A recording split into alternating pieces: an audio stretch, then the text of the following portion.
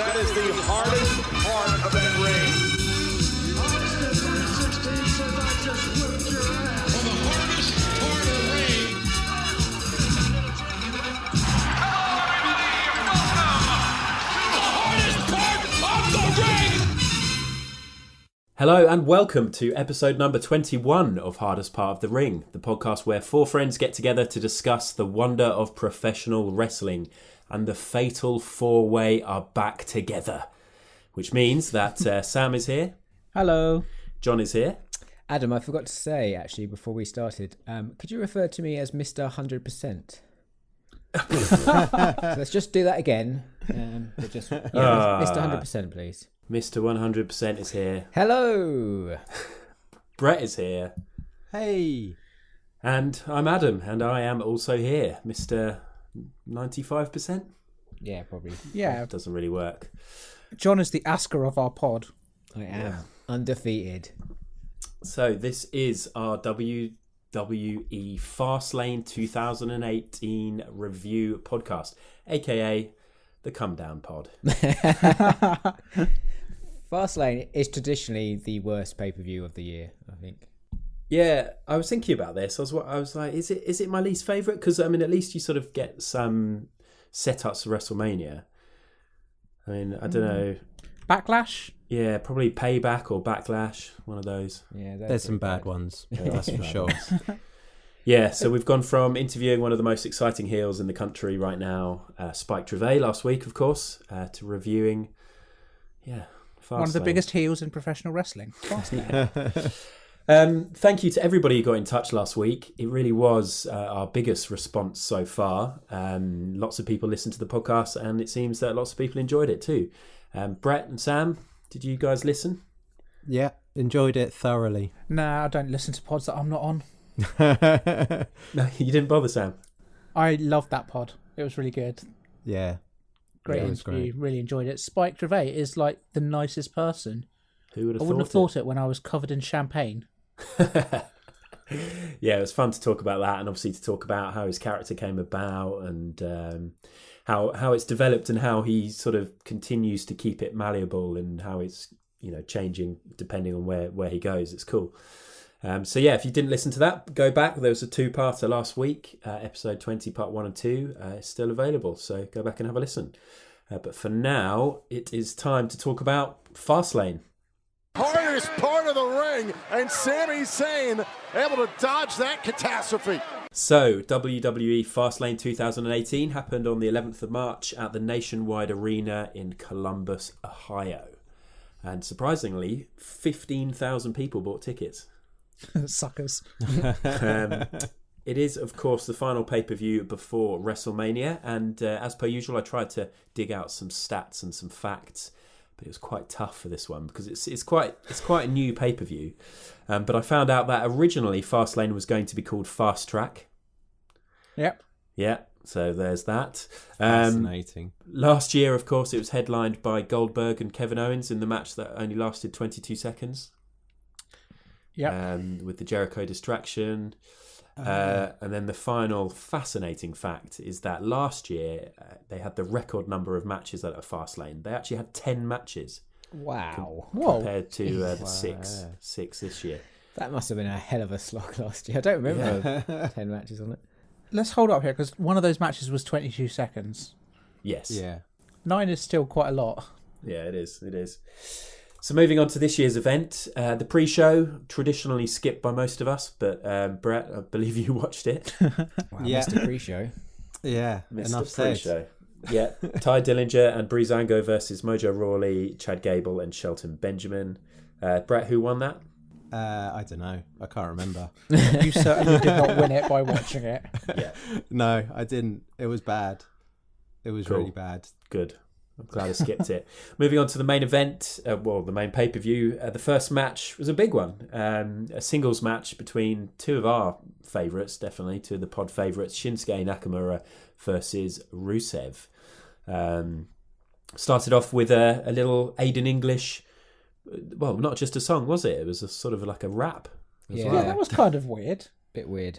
Yeah, it was a bit. It was like at first I was like, great, he's changed it up a bit, because he was just singing that one melody every time before. Yeah. And I was like, oh no, he's rapping.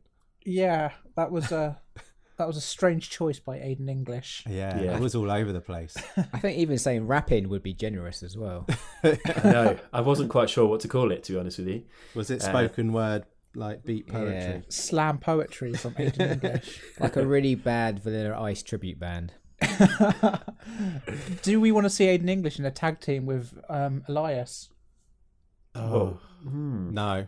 No. Okay, That's Never my say never. answer. I think that could work. I think that will probably happen somewhere down the line, but Yeah. I think that'd be too much. I mean, each entrance would take like 10 minutes. Well, they'd come out as a band, wouldn't they? They'd be like the Simon and Garfunkel of wrestling. Nope. Okay. Or just do really folksy songs. Yeah, I'd I'm like on board that, with actually. this. If they did folky songs and they were half decent. But who else could, if they did the band thing, because obviously there's two, you need more than two, I'd say. Well, yeah, that would be great because, like, I don't know, they'd get Rosemary in from TNA. Well, you get Xavier Woods would play the trumpet. Yeah, Tyler Bate, apparently, is good on drums. Yeah, we saw that actually, Riptide. Yeah. Oh, let's put together a hardest part of the ring band. What about Let's not Tanahashi? review Fastlane. You know, you can rock the air guitar. Must be pretty decent. Right, this idea needs some work. Okay. Yeah, we'll have a think about this. So the match itself, I actually made a note which I then fiercely scribbled out because I wrote down nothing at stake, and then I remembered. Adam. I remembered the hardest part of the ring championship. I'm the champ. The champ! That's why I'm the champ! Sam? So, yeah, hardest part of the ring championship. So, Rusev is our third or second champion, depending on if you count vacant. He was set the bar by Jason Jordan of hold it for more than 28 days and defend it more than once. Yeah, Rusev has kind of let us down here. he really has. He held the title for 12 days and he lost it on his first title defense. So did he even have any dark matches or anything? Did you see? I looked into this. So there were rumours of him having a dark match with Shinsuke Nakamura in which Nakamura won via disqualification. Not sure you can change the title on DQ, so I'm unsure to count it. No, don't bother. No, it's a bit of a grey area, but we do know that we don't need to worry about Rusev letting us down anymore, so he can just focus on letting himself down. Yeah, and of course he won it on Rusev Day and he lost it on Rusev Day. Good. Yep. I wanted you guys to do that punchline. Is that getting old? No. The joke has passed. I mean, that will happen with Rusev as well. Like, this joke will get quite tired quite Is soon. that what he needs to get tattooed Yeah. on him? Just Rusev, the joke will pass. Yeah, maybe. It's going to now because he had it on his trunks, didn't he? Oh, Yeah. yeah. Like, it Kiss of actually death. said, so that's it, it's done. Yeah. Do you know Rusev hasn't won on a pay-per-view for, like, nearly a year and a half? Actually, a year and a half if you don't include pre-show. Retrospectively, he was a poor choice as a champion. Well, it was a random choice, wasn't it? Yeah. It was a random What choice. can you do? Okay, so Shinsuke Nakamura is our new champion, which, I mean, is exciting. I mean, I did think earlier, well, doesn't that just mean that, you know, if he wins at WrestleMania, then he's got the belt, and then the hardest part of the ring championship will just follow around whoever's got the belt. But Sam, you pointed out that, of course, you know, that quite often in the lead up to pay-per-views, they do have title people, champions losing in tag matches. So it's going to be good. Stick with it, guys. I think with it'll it. be good. Yeah. On to our third championship. We're moving it around like the cruiserweight, you know? The early days Yeah. of the cruiserweights. Trying to sell this. The match. Yes. It was It was decent. alright. Yeah, it's fun. Yeah, it was slow build-up. I think the ending sequence was good. Yeah. That match Yeah, it was- kick was amazing. It was a really it good one, was. that. It was a great kick, and of course it was sold beautifully by Nakamura. It's his flip in the Yeah. air. It was great. I think the problem with this match was there was never any doubt who was going to win it. Yeah. And it was kind of a bit... It just felt like a very throwaway match. Like, I don't understand why these two were fighting necessarily. Yeah, me neither. No, I not think it much was of a 'cause- build at all. They had to have, I don't know, perhaps they just felt like they had to have Nakamura in a match, Sure. you know, to build hype for him and, Yeah. you know, the WrestleMania match. I think that's all it was. Yeah, because he hasn't been on TV for ages. Actually, Rusev also hasn't been on TV for ages. No. Which just made this match even stranger. But a nice match to start off with, and two names that are very popular. So can't complain really. Yeah. And Rusev looks in great shape. He does. Yeah, He does. He looks like he's trimming some of that weight and just looking more beefy. I do miss barefoot Rusev. He felt more scary when he was barefoot. No, I hate someone being barefoot in the ring. I can just about stand it when Matt Riddle does it. I like it. I think it's badass. Oh. I think it's a bit gross. Don't get me wrong, but I thought it worked. Yeah, I'm with impressed. I'm impressed. Like anybody who can do kicks, or I mean, even people who don't wear knee pads. I'm always like, God. Like whenever I get, this sounds bad. Whenever I get on my knees these days, it hurts. It hurts, doesn't it? As you get older, your knees, you can't take it as much as you used to be able to. You're right, Adam. You do have a 2-year-old daughter. This does make sense. Yeah, I mean, I go to a lot of soft play centres, and there's a lot of crawling around in these sort of plastic tubes, and they kill the knees. So, I mean, I always think that with Pete Dunne, he doesn't wear knee pads, and I think, wow, that must hurt. So, if you're not wearing knee pads or kick pads or shoes, then you've got to be pretty hard. Cool. Let's move on, shall we, to the next match. Sure. The United States Championship match, a championship match, so one that, you should be excited about. But it was Randy Orton against Bobby Roode. Yes. Well, we had the narrative, which I was quite keen on, actually, with it sort of being Orton's only championship that he hasn't won during his 16 years. At WWE, so at least we had that gave it some interest. But it sounds like that would have been a better WrestleMania moment. Oh, God, yeah, do not want. Who wants to see Orton win a WrestleMania? Oh, that'd be awful. Yeah. Unfortunately, I don't care about either of these wrestlers. No, I don't. No, I just think I don't mind Bobby Roode, and I know he's got an old school vibe to him in his moveset and everything, but when you put him against someone who has the same routine and the same set every time, it just makes it a really dull. So I think of with both Orton and Roode, I just see them both as kind of generic wrestler. Exactly. Generic wrestler 1, generic wrestler 2 with beard. Don't worry, WWE know how to spike this feud up. Let's add Jinder Mahal to the mix. Add a little bit of Maharaja spice. Yes. What about Corey Graves saying Bobby Roode could be the future of SmackDown Live? I was like, oh God, really? Well, no, because they've already had him give up the belt to Randy Orton. I mean, what I did like was at the end they kind of maybe teased a Bobby Roode heel turn. Yeah, well, I don't care. Is it a heel turn? Are you a heel if you attack Randy Orton? Yeah, I mean, he was already sort of a heel, wasn't he? I don't know. I think you're allowed one of those and still be a face. I think. Yeah. I don't think what he did at the end was particularly heelish because it was to Jinder Mahal and Randy Orton. Yeah, exactly. Sure. Good on you. Give him one for me, Bobby. Yeah. How slow was this match? I mean, they're both pretty slow wrestlers, aren't they? Like you said, sort of methodical, just going through it. Very slow. It was long as well. It was 19 minutes, this match. Was it, man? Yeah, it was. I think it was the second longest match of the whole card.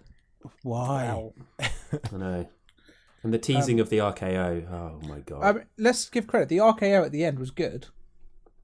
I didn't particularly like that. Yeah, I wasn't sure what Roode was going for. What was he doing? He was going for being on the end of an RKO. Yeah, exactly. Shoulder tackle or something. It looked weird. I'm not sure. It just felt lethargic. Yeah, Roode spine buster, great, best spine buster in the business. He does give it his all. That's a very big shout. The best spine buster in the business ever. Because Adam. Oh God, what's his name? Adam Rose had a great one. Arn Anderson. I'm going to say on current roster.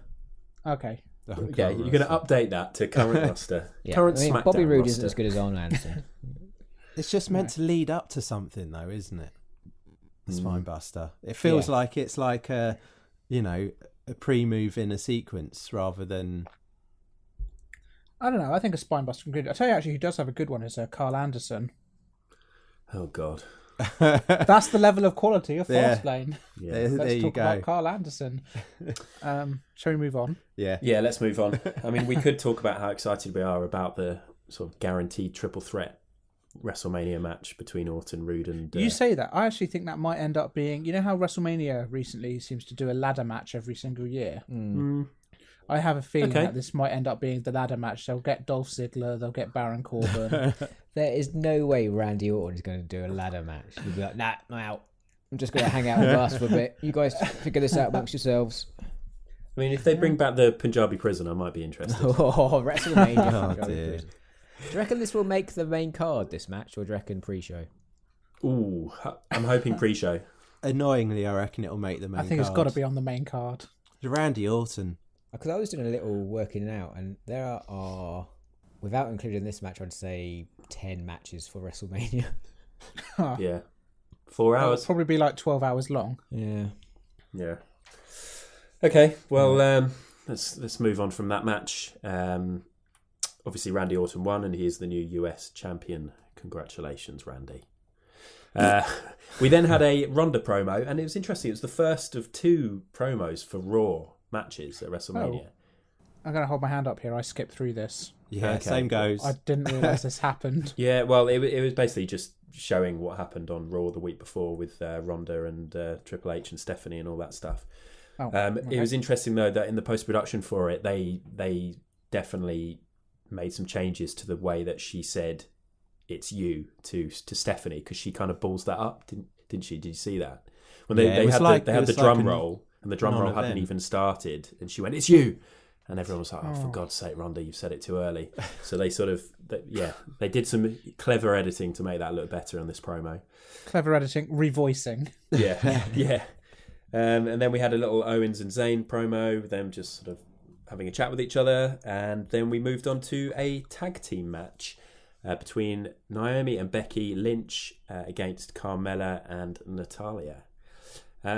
Who here was excited to see yet another thrown together multi-woman match? All of you? Yeah, couldn't wait. This was going to be the highlight of the card, I thought. Yep.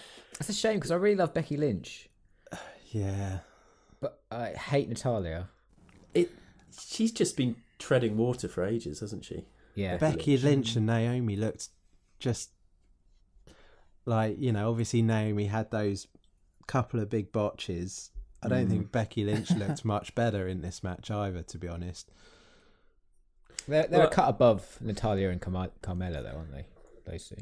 Well, they should be. They I should want be. to They love didn't feel Carmella, it. But I thought she was the only one that had like a decent showing in this match. Like what she did, she executed and was entertaining. I thought the rest. I actually think that we're quite often a bit harsh on Naomi, and it's because she does have those standout mistakes. So obviously you should be harsh on her. But she's liable for a big botch, though. Yeah, there's always a botch from her, but I think she's always trying some interesting things. Her athleticism is great. They really took advantage of the fact that she can do the splits in this match, didn't they? There were quite a few different moves where they split her legs or and I think that looks great. And Naomi. I like her. Naomi, is she the Jens Lehmann of the WWE roster? Or David James, maybe. Yeah. Yeah, exactly. Like a lovable somebody you love, but they've got an error in them. Yeah, it'd be great if she had some consistency and maybe iron out some of those more elaborate moves in dark matches. See, that's the thing with Naomi is I don't think she's a bad wrestler by any stretch at all. No. And the botches are always coming when she's trying to do this really complicated stuff. And there's part of me that's just like, just learn to walk before you can run, or I don't know. Like that's very rich saying that to someone who's a professional wrestler, but it keeps happening. She keeps trying to do these crazy springboard moves. It keeps missing, and it's just like she's enthusiastic and she's going for it. And I think good luck. But I know what you're saying as well. But it's I just not want fair to give her just a bit to harp of praise. on a botch, but it does happen a lot with her. Yeah, it does.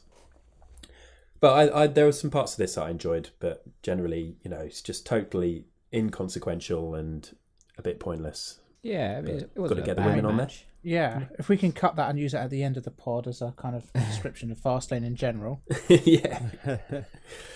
Okay, next up was the SmackDown Tag Team Championship match, one that I think most people were looking forward to between the New Day and the Usos. Really like the narrative of it being the Usos' time to get to WrestleMania. The fact that they've had 9 years without an appearance. Yeah, that apart from pre-show. that promo clip they showed beforehand looked awesome with those like battling promos. And Big E's promo, oh man, it gave me chills. Yeah, me too. I kind of wish I'd watched SmackDown for the last couple of weeks. No one's been missing SmackDown. out. And I just wanted to say, and this was nearly a quiz, but I think it was pretty obvious, so I'm not going to offer any points. But I thought it was quite rare to see Kofi and Woods pairing, that partnership. It's not something that you see that often, is it? The speed formation. Yeah. Yeah. So I had a little look to see how many matches the three of them had last year. And actually, it was quite a big discrepancy, bigger than I was expecting. So last year, Big E had 110 matches. Kofi Kingston had 106 matches. And Xavier Woods had 42. Yeah. That's mad, isn't it? Yeah. Because it felt a little while ago, he was putting on great matches. Yeah, he was in the US title tournament, wasn't he? Yeah. Yeah. Weird. So, I mean, why do you think that is? Or do you think he... I think why is WWE that? just, they know that he's the one who does the mic work. Yeah. So I think he's better outside the ring, like while a match is going on. I think like he provides as much entertainment, not in the match as he does. Whereas I think if you think about the matches where it's either Kofi or Big E outside, you don't really recall them doing much or them being there. I don't think we've seen the best of Xavier Woods yet. I think he's the kind of guy who's probably going to get better as he maybe transitions further and further away from wrestling. Like, you could see him being a commentator or a general manager and that being his role and just smashing it. He's so charismatic. I think he's a good wrestler, though. He is a very good wrestler. Great. He is great. But, I mean, 42 matches compared to 110 is a big difference. It's a huge discrepancy. I mean, Kofi's been around forever, so you'd sort of trust him all the time, wouldn't you? Because he's such a reliable wrestler. Yeah, absolutely. Yeah, there's consistency in great moves as well. Yeah. And Big E's obviously WWE likes a big guy. Yeah. And he's a bit nuts with some of his dives and Yeah. stuff, isn't he? Yeah. He needs to teach Ruby Riott how to dive. Oh, Yes. God, yeah. The comments like that was awful. Yeah. Yeah. But yeah, the match itself, any thoughts? Obviously, it was cut off but early, but we can talk about that shortly. Yeah. But I What I loved it. saw, I really enjoyed. Yeah, I could watch, like we were saying, it's these two against each other again. Actually, I could watch these guys, just fight each, pay-per-view. Yeah. Forget the other tag teams, just let these guys do it. And it was so good, and I loved the fact that they were doing each other's movesets. Yeah. That was a really cool take. Yeah, it was awesome. And then they WWE'd it. they did. But it's true. I agree. I could watch this again and again because every time they have a match, they seem to freshen it up by doing something different. So they're just so talented, all of them. I can understand the thinking of adding the Bludgeon Brothers, though, because I think we've had the Usos New Day a lot in the last year. Yeah, I mean... Yeah, but are the Bludgeon Brothers the answer? Oh, definitely not, but they've been building them up loads. Hold on. Luke Harper is a good wrestler. Yeah. So half of them are all right. Yeah, but Eric Rowan's a bloody liability. Yeah. Luke Harper is a good wrestler. I thought they looked strong, and that there was quite a nice set of moves that they did when they came in. It wasn't literally just battering. I mean, it was reckless violence, and that's nice to see. Yeah, I'm pretty sure they killed Xavier Woods, though. Oh yeah, I don't he think looked we'll like see him his again. head snapped back on that thing, didn't it? I was like, is he legitimately? I didn't Google, but he looked like he probably would have legitimately hurt himself. Well, to me, it looked like he was overacting a little bit with the twitching. Oh no, so unless he is actually, unless he's now paralysed. I do have to say, I have a real problem with the bludgeon part of the brothers part of this. So similar to the old Dean Ambrose with the chainsaw bullshit. Yeah. Like, if you're gonna bring out hammers, Like, you can't realistically use a hammer. Like, You come could on. say the same to Triple H. Yeah. I would say the same to Triple H. Well, I very much doubt you would, Sam. I'm going to bring a sledgehammer. I'm going to put my hand in the way as I slowly tap you with shit. Come on, everyone I hates don't it. But mind at that. least I think that was like probably a proper sledgehammer, unlike these Toys R Us foam hammers. So I spent the whole time trying to work out if they were real or not. I think I came to the conclusion they got them from the same shop that Evil gets his sighting from. Yeah, they were totally from that same shop. Did you not see the part where like one of them went to hit? Who was it that dived out the way? Was it Kofi or no? It was one of the Usos, wasn't it? And he hit the stairs, and it just like totally didn't make the right sound. Yeah, the Bludgeon Brothers, it's a shit name. I think it's a shit gimmick. I think their ring attire is rubbish. It's pretty bad. I like Rowan's headgear that he's had before and all that stuff. They walk down to the ring so slowly. Yeah, it took ages, doesn't it? I quite like it when Harper smacks Rowan, like Yeah. punches him in the face. And some of those moves that they were doing, I thought were pretty cool. I want to be open-minded to these guys. I want to like them. I like their entrance music and, you know. Yeah, I quite like the music too. I love those little promo vignettes they did before they debuted in the woods. Rowan. Proper student films, they were. They're great. The Bludgeon Witch Project. Did you guys hear or like it when they were about to chuck Woods down on the steps and that guy in the crowd was going, "You won't do it," and then they did it, and then he went, "You guys did it." Yeah. Good chanting. Yeah. So and then I've got a note. Woods doing his twitching, and then we had the Roman Reigns promo thing, and then the cut back, and Woods was still twitching. And then they had an AJ promo, and then they cut back, and Woods was still there, and he was still twitching. They really sold it. They really did for the rest of the evening as well, didn't they? Like kept on re-showing those clips. Yeah, they're going in strong with the Bludgeon Brothers. I think they're going to be winning the titles at WrestleMania. Oh no! Wow. I've seen worse tag teams do better. So yeah, and they can't really go back to the New Day yet. The thing is that Luke Harper and Eric Rowan, like, it's easy to give them a lot of shit, this whole Bludgeon Brothers thing, but they do have tag team experience in the Wyatt family, and quite a lot of it, Yeah, I preferred that gimmick as well. Yeah. I don't mind if like they do end up getting the gold, as long as like the Usos and the New Day, but like I'd like to see the Usos, if they drop it, be able to pick it back up. Sure. I don't want to see them like just disappear out, I kind of want to see the Usos on Raw, to be honest. That's so good, the Usos. They're so good. Yeah. Just the way they walked out during this match. That just they're fucking so cool, owned aren't they? it, yeah. It was, they're cool.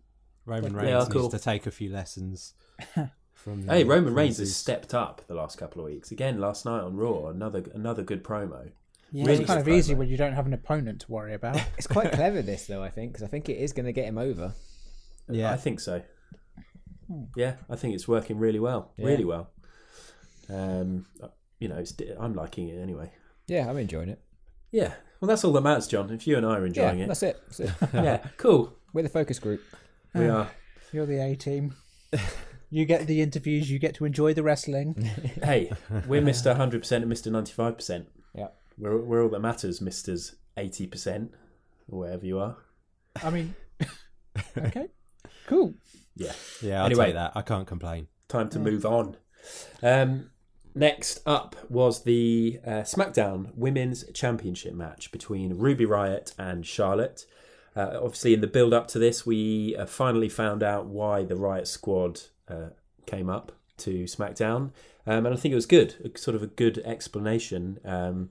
Ruby sort of saying that she's targeting Charlotte as the so-called leader of the Women's Revolution. And a good build-up with her having the matches with Naomi and Becky Lynch and doing the whole 2 down, 1 to go thing. Ideas above her station. Well, I mean, I know that you're about to lay into Ruby a little bit, but I'm going to defend her, so we can get to that in a minute. Yeah, what did you think? Let's not get to it in a minute. Let's get to it now. I'm not going to lay into Ruby. I think she's doing a decent job. I just think that she doesn't have the credibility to go up against Charlotte. I don't think basically anyone does. No. Other than who came out at the end of the match. Yeah, which was a great move. Yeah. Well, I think, I mean, one of my notes was Riot looked really good, credible title challenger, legitimate contender. I thought In time, maybe? I thought the match was really good. It was really brutal in places. There were some really brutal spots. Yeah, I thought it was a really good offence from Riot, and that's what I mean. Maybe before, maybe not a credible title challenger, but that match gave her, made her credible. I thought. I think we know that Ruby Riot's got that in her from NXT and stuff. Definitely, she's one of the better wrestlers that WWE have on the women's roster. But with Sam, it just feels like, I don't know. I think they've tried with the Riot Squad, tried to build her up, more quickly in this essence, because they needed some opponent for Charlotte. Yeah. But it doesn't feel like it's come off. Not saying it was a bad match or anything. I disagree. I think I would have rather seen Becky Lynch wrestle her. No, I wouldn't, because it would just be like, oh, here we go again. Aren't these guys best friends? Or or it could have been Natalia. All the dull old challenges. But that's such a massive problem with all of women's wrestling on SmackDown, is that everyone is friends. Well, yeah. So now we've got this group who have come up, and they're just like, screw you all. You all think you're amazing because you're the women who are making waves, but we're here to mess that up. That's an absolutely fair point. Actually, I see what you mean. I don't know, there's part of me that just feels, maybe it's just because I've not been invested in SmackDown recently, so I don't feel like I have that connection with seeing what Ruby Riot's doing in the build up to all of this. So, I'll take it with a grain of salt. At the end of the day, I don't think any of them measure up to Charlotte, but then that's a very high bar. It is. Yeah. I have never seen anyone react quite as badly as Liv Morgan did to getting chucked out by the ref. I've got that note as well. She screamed like a trooper, didn't she? Yeah, screeching. That was immense. I love how in the world of wrestling, getting chucked out by the ref is the absolute stone cold must follow law of wrestling. Yeah. It's the best thing, and she went fucking batshit. It was awesome. Do you think refs, that's like a huge deal for them? It's their moment in the spotlight where they really get to go for it. I think they love doing it. They do the whole twisting of the hands. And it's proper. Yeah, I like it. But yeah, I thought there were some really good moves in there. Just to go back to Ruby, there was that thing where she sort of flicked Charlotte's face into the turnbuckle and then did the stage dive senton thing, which I thought was really cool. And I thought she just had some fresh moves, which I hadn't really seen much of. Yeah, I think she could do with learning how to dive out of the ring. Yeah, or just suicide dive was. Or just rough. Don't do it. That was neither suicidal nor diving. It was like the David Starr versus Chuck Mambo slow motion one, wasn't it? It was like, it looked like I was like, I've seen that before somewhere. So slow. Yeah, I think you can catch that on Riptide On Demand now. If I'm right in saying, I think they've got that night one match on there. That was funny. Yeah. So obviously Charlotte won. Obviously never in doubt. There's no way they were going to let Ruby take the championship to WrestleMania. And then, I mean, I wasn't expecting this. This was the best moment of the night for me. It was so good. Asuka's music hit, and confirmed in my mind what a great entrance she's got. Her strut to the ring. It's Incredible. Underrated brilliance. Yeah. And the way that she takes off that mask so slowly with the close-up on her face, and great facial expression. Asuka is just incredible. Stuff like this is this reminds me why I love wrestling. Yeah. It can be so predictable and boring, and you're kind of like, oh my god, why do I watch this week in, week out? And ever so often they will get it right, and when they get it right, it is just the best thing ever. Yeah. Agree. The electricity between them is just amazing. I can't wait. Just discuss her weird pointing at the sign though, and the breathing. That's a bit weird. Oh, the breathing. I was thinking, are they going to... One of them's going to hyperventilate. Yeah, she looked like she was looking at Charlotte like, come on, please start breathing along with me, because otherwise I'm going to look weird here. But it's Asuka. She gets away with looking weird and acting weird. Yeah. It's part of her thing, isn't it? I love this. I'm such a big Asuka fan, and Yeah. this is the match I'm looking forward to more than any other at WrestleMania. I was thinking during this match, because I'm a big fan of Charlotte, and while this was a decent match, I was like, Charlotte has some like top great matches, but she needs a top opponent to have that great match. Yeah. Whereas Asuka, like when watching her, go through Raw and stuff, like she can have a great match with anyone. I think she's got that AJ Styles sort of factor where it doesn't matter who she's. So she's definitely for me like top of the tree at the moment. And that match between them two is going to be early prediction. Who's going to win it? I want Charlotte to win that. I think Charlotte's going to win it. I think Asuka's going to win it. But I'll go Asuka. So we've got the 50-50 split, non-committal from Hardest Part of the Game. That's what we like. I think the thing with this match I'm so excited for is just that these, in my opinion, these two women are the two best women's wrestlers in the world. Yeah. Like in any promotion, these two are the absolute tip top. And I'm just so excited for this match. Yeah, and Charlotte would be a credible person to stop the streak. Yeah, definitely. Yeah. We shall see what happens. I can't wait. I really can't wait for that one. So on to the main event then, the WWE Championship match, the six-pack challenge between John Cena, Baron Corbin, Dolph Ziggler, Kevin Owens, Sami Zayn and the champion AJ Styles. Was something that popped into my head during the start of this was how it's such a weird dynamic that getting to WrestleMania seems more important than winning the title.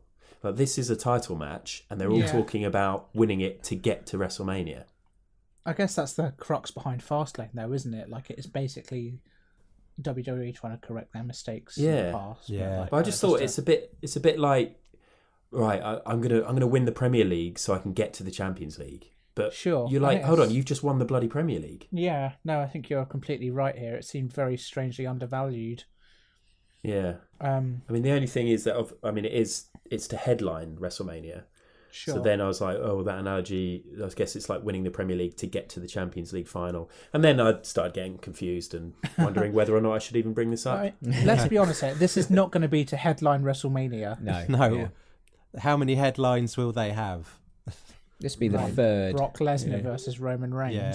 But they'll claim there's like, they'll talk up like they've got a few headliners, but obviously there's only ever one. Like there literally can be one. They'll do a War Games thing and have 3 rings and then have all of the headline matches starting at the same time. Yes, Adam, please write to Vince McMahon, get that idea going. Yes, they can have all of the ring announcers out there calling each match. Yeah, that'd be amazing. That'd be awful. It would make WrestleMania a lot shorter, which perhaps would be a good thing. Well, yeah, going off last year then. Sami Zayn's entrance was fucking awesome. Yes. Yeah. Great. Loved that. Cutting off Kevin Owens. Owens' reaction is just perfect. Absolutely chuckle. perfect. Yeah, Why was funny. Shane O'Mac at ringside for this? Does anyone know? Because he was going to pull the guys out of the end. He's such a it's like he can't help being a McMahon. He can't help fucking getting involved when he doesn't want to be. Just fuck off, Shane. I thought that last night on Raw. I saw the clip on Raw of Roman Reigns going to the back to speak to Vince, and Vince was there watching the monitor with a headset on, and bloody Shane O'Mac was sat there next to him with a headset on. He just can't help but be involved. He's got nothing to do with Raw. He was definitely the second choice, though, behind Triple H to sit next to Vince, wasn't he? Of course. He got the phone call like 5 minutes before Raw aired. Oh my God, yeah, I'll totally be there, Dad. Don't call me that. Dolph Ziggler seems to have his entrance back. What is going on? This is so typical of WWE, I think, this Dolph Ziggler thing. Because I think this could be a good, at least an interesting gimmick if they just commit to it. They won't, though, will they? I've never seen someone tread so much water. Randy Orton? Randy Orton makes strange progress, though. He wins stuff. He because he's Randy Orton. Yeah. Dolph Ziggler just kind of is there. Like it's just weird with him. He doesn't win. He always loses. He tries his gimmicks, doesn't really work, doesn't commit to it. It just fades away. It's like a fucking ghost. But then, like, his moments in this match were pretty good, weren't they? Yeah, like, he had a good showing. Yeah. But I agree with the rest. Good. But can we really blame him? Like, he's getting on a bit. Why not just take the paycheck? Yeah. Yeah. He's a passenger. Why go to New Japan and land on your head for 20 minutes every night when you can just, occasionally lose to Baron Corbin in a 5-minute match? and get paid hundreds of thousands of pounds. Well, this is what I want to say. You guys saying Ziggler looked good. I tell you, Baron someone who Corbin. I thought looked good. Yes. Baron Corbin. And I'm not even winding up Brett here. I agree 100%. Can I counter that? Yeah, Go go for on. it. I actually think, because I noted, like, I think Corbin did okay in this, right? Ooh. That's Wow, huge. high praise. That's Brett. amazing. That's high praise, right? But then I thought, it's a 6-pack challenge where he's one of 6 guys, obviously.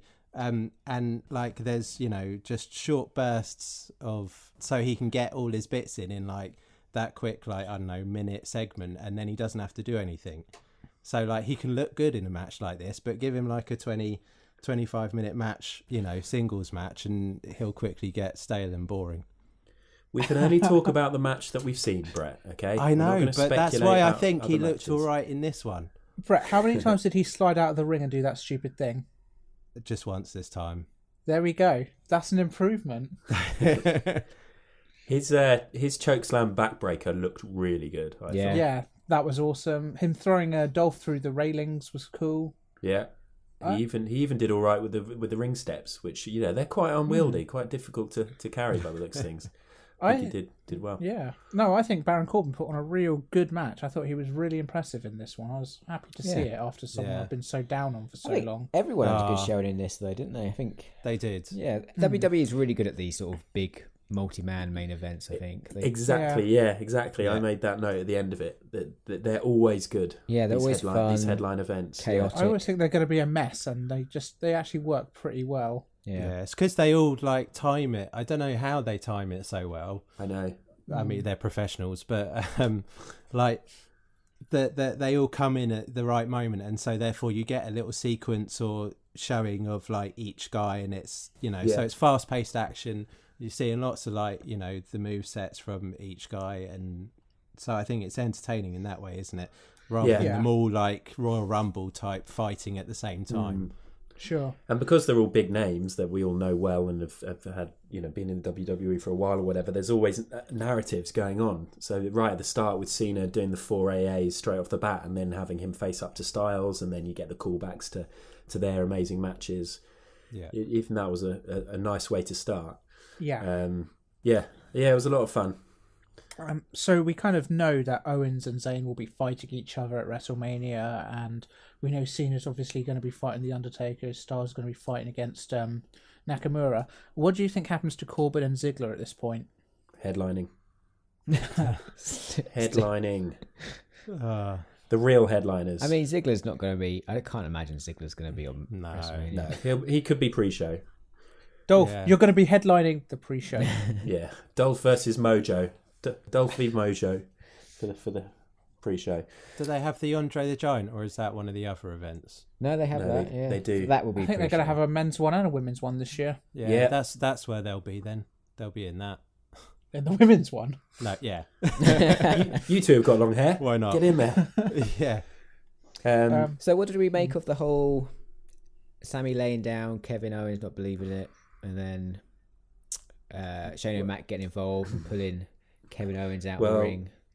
I knew that you guys were probably going to hate on this a little bit, and that most people were going to hate on it. And in fact, when we get to the listener comments, we definitely had a few people who were not a fan of this, but I thought it was great, again, because of the timing. The timing of it just worked perfectly, and it just looked great the way that he pulled the ref out. The refs are so slippery. Yeah, he looked like he slide so well. Took that super kick right to the face, didn't he? Yeah. Yeah, that was good.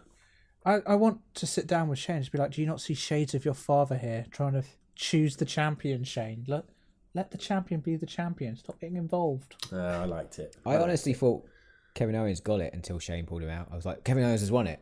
And then when Sammy did it and got that haluva kick, I thought, oh my God, Sammy's done it. But exactly. take it away from it at the last second. That's what they were going for. I think that's the only problem I have with this match, is that it was always going to be AJ winning it.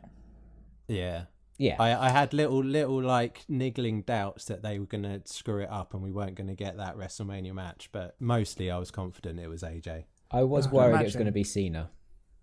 Imagine in some world we could be having Dolph Ziggler versus Rusev at WrestleMania. In an alternative galaxy, that is happening. So, and in that alternative galaxy, you've got tickets.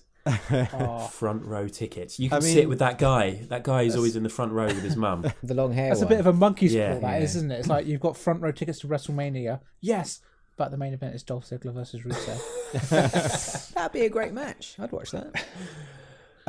Yeah. Yeah. One Yes. thing with this match, John Cena obviously AA'd, I can't remember who he AA'd onto the stairs and then pinned them. Can you Baron Corbin. That's Yes. not allowed. can you pin someone on stairs in the ring? Nah, come on. Stop it, John. You know the rules of wrestling. Well, the Surely referee was not, yeah. counting. Well, Do you know what I also don't get in these matches is why they're a no DQ match. Like, yeah. because it's already tricky enough for someone to retain or to win a match when there's like that many guys. Why does it need to be a no DQ match as well? It's supposed to be quite difficult to track because you've got to have lots of wrestling outside of the ring Yeah. where generally disqualifications happen. That's true. That is a very good point. You can't start doing count-outs for everybody. If this match would have been better if it was an elimination one rather than a just first pinfall one. Well, it was a good match. I think It was we a very established it was very match. good, yeah. Yeah. And obviously we have to talk about AJ's phenomenal forearm at the end, out of nowhere. Looked incredible. And I loved how in the slow-mo, his hair was just totally covering his face, wasn't it? Yeah, as he came down. It's amazing what he does with that hair because it is like covering his eyes and stuff a lot of the time. Yeah. You'd think that would be a complete pain in the arse. Yeah. But when your hair's that luscious, you just got to have it on show at all times. Hadn't AJ like literally taken a massive chunk of this match chilling out on the table After outside? the table spot. Yeah. I actually thought he went quite anonymous for a very long time in this match. And then like he came in with the forearm. Yeah. Although, I mean, to be fair, I think like a good number of them were anonymous for big chunks in this match because it was definitely like a case of take turns. Yeah. Who ate the pin in the end? Was it Kevin Owens? So that was it. That was the main event. AJ obviously won, and he's going to get his match against Nakamura at WrestleMania, which we're all delighted about. Whoop, whoop. Yeah. Yeah, Cool. can't wait. So, I mean, obviously we talked about this being a bit of a nothing pay-per-view at the start, but it has set up two great matches, which we always knew might happen. But we've got Asuka versus Charlotte and AJ versus Nakamura now confirmed. Yeah. Two huge matches. And, Tom Phillips loves to say it, and they all love to say it, but they are dream matches. Yeah. Yeah. I think the thing with this is that I think traditionally WWE have used Fastlane as their like kind of course correction pay-per-view to make sure everything going into WrestleMania will be what they want. And this year it's kind of been a bit of a non-pay-per-view because everything is already going in the direction they need it. So they've not needed to like do a weird 22-second title screw job or Yeah. kind of like have Daniel Bryan wrestle Roman Reigns just to make sure that Roman Reigns is over, any of that crap. So Yeah. It wasn't a bad pay-per-view. It just felt like a very good episode of SmackDown. Yes. Exactly. Definitely that. A really good episode. An episode where you'd be like, I should watch more SmackDown. Yeah. But not necessarily a Don't be pay-per-view fooled, that Adam. makes You me should think. not be watching SmackDown. Yeah, No, because SmackDown has been rubbish. Oh. I it mean, has. Unbelievably. You go on to the stage of SmackDown where I don't even bother reading the reviews anymore. It's just like, No. cool. John, where is your professional? These future podcasts, Mr. 100% is Yeah. he's not giving it 100%. I'm Mr. Phoning it in. 100% for God's sake. Yeah, I don't need to read this shit. Unbelievable attitude. So, there we go. That was Fastlane reviewed. Ribcage first across the apron. Before we go, though, let's see what our listeners have been saying. We've got a few questions and comments that have come in over on Twitter and Instagram. John? yeah, we've got those? loads. Loads? So we got old Mr. Beerface on Twitter. He said, entirely underwhelming as expected. Owens and Zayn is moving along nicely. Rusev deserves so much better. Carmella is also great, and her cash-in is going to be Penjting. It's going to be what? It's going to be Peng. a peng-ting. Okay, fine. Penge? Penge, as in like the South London borough. Yeah, you've been spending too much time on the train, John. Yeah. It's a peng-ting. Penting. Don't you If say old that? Mr. Beerface reviews us on iTunes, is he going to put us as entirely underwhelming as expected? I hope so. No. I hope that was just a review of the paper. Don't do it, my friend. Yeah. Well, I've got to agree with that. Rusev does deserve much better, and Carmella is great. But anyway, yeah. I don't think Rusev is going to get much better. I think Rusev deserves so much better as our show's catchphrase. Yeah. Anyway, so we also got dreams and catches on Insta. I thought that show was okay, but it was disappointed at the fact that Rude lost. I think he should have held the title until after WrestleMania. I mean, that's a damned if you do, damned if you don't kind of Yeah, situation. not sure if I agree with that. No, I think they could have kept it on Rude. It's different. It's more interesting. Randy Orton's just annoyingly just keeps turning up and getting belts, getting championships for no reason, because he doesn't do anything to deserve. Yeah, I'm not a fan of Randy having the title. It doesn't add anything to the story, in my opinion. It's just kind of filling out a portfolio for his Hall of Fame induction. He's so popular though. Like, he gets such a big reaction when he comes out. Yeah, he does. That's why they do it. I don't get it. No, who's cheering Randy Orton? We're not the market. We're not his market. Do you think Randy Orton made a wish to a genie, like, I want to be a WWE superstar? And it's like everyone is like, this whole thing doesn't make sense, and yet for whatever reason he continues to be pushed and do well. It's because he's, third generation. I love that stuff. Oh, right, yeah, nepotism. Yeah. Anyway, we've also got Carl Luckhurst on Twitter. I watched it in about an hour on quick speed. That is impressive. Good for you. That's how Fastlane's meant to be watched. Why haven't we been doing that? How do you do that? Is there like a button on the network? Man, I could be whizzing through like 205 Live. Disappointed with the quality of some of the matches and Shane's involvement in the main event. Tag match was great until the Bludgeon Brothers ruined it with their fake mallets. I thought that said mullets for a second. I was like, dude, mullets. I've just thought of a third Bludgeon Brother. Oh yeah, make him like the Freebird rule, Timmy Mallet. Oh, that would be great. Yeah, that would not be great. What are you guys talking about? Sign him up. Cool, I'm on Team John. Let's get away from Timmy Mallet. He's got Operation U-Tree written all over him. Come on. Yes, yeah. We've also got Dr. H Bus on Twitter. Loved English's hype man in for Rusev. Rusev, Nakamura and Flair Riot were the most entertaining non-main event matches. Main event was solid, but sick of Shane being involved in the matches. A lot of crummy camera work overall. Bludgeon Brothers need to walk faster. Yes, I agree with pretty all decent that. review. Yeah, that's better than our entire podcast. Dr. H Bus, of course, was I think he was the second winner of our artwork competition, or maybe the first one. Oh, cool. Yeah, we sent him stuff out to America. So good to see. In return, he's doing the job of the podcast in 4 lines rather than an hour. Yeah. Anyone else? Yeah, finally we got pod favourite, Heel Nick Payne. He said it was a solid pay-per-view, wasn't expecting it, so enjoyed it. The 6-pack was non-stop madness and fun, and definitely had the right winner. I popped big for Oscar and the Bludgeon Brothers, to be fair. Feel it's leading to a triple threat mania with the SmackDown titles, Intercontinental and US. Yeah, maybe. Who would the main event? Oh, SmackDown titles. If you had a triple threat with Nakamura and AJ, who would you whack in there? No one. Me? Yeah, Sam. I would. Front row seats. Vacant. Let's chuck vacant in there. Yeah. He does make a very good point in that. Maybe we should add Goldust to Lesnar and Reigns. Okay, yes. Now we're talking. Nick. Yeah, Heel Nick Payne just knows what's going to get him over with fire Sam. here. He's just trying to get over with Sam, and it's working well. Well done. It's working really well. Yeah. Is that it? Yeah, that's it. That is it. So, yeah, thanks for everyone who got in touch. And that is Fastlane totally finished for another year. Woo! Balor chin first into the hardest part of the ring. So next podcast, we have got some exciting news, because next week sees the return of, if not one of the listeners' favourite podcasts, definitely one of my favourite podcasts so far. It's quiz time again. Oh no! So, yeah. Do you guys? Sorry, go ahead. I've been waiting to tell you this. Do you guys want to know what you're competing for? Not really. Yes. Yes, I do. So, unfortunately, I don't have video. Oh. So, you're going to have to open your ears, not your eyes, I guess. you'll be competing for the first official physical hardest part of the ring championship. It is a title belt. Oh, What? Yep. A proper one? A proper title belt. Leather and metal?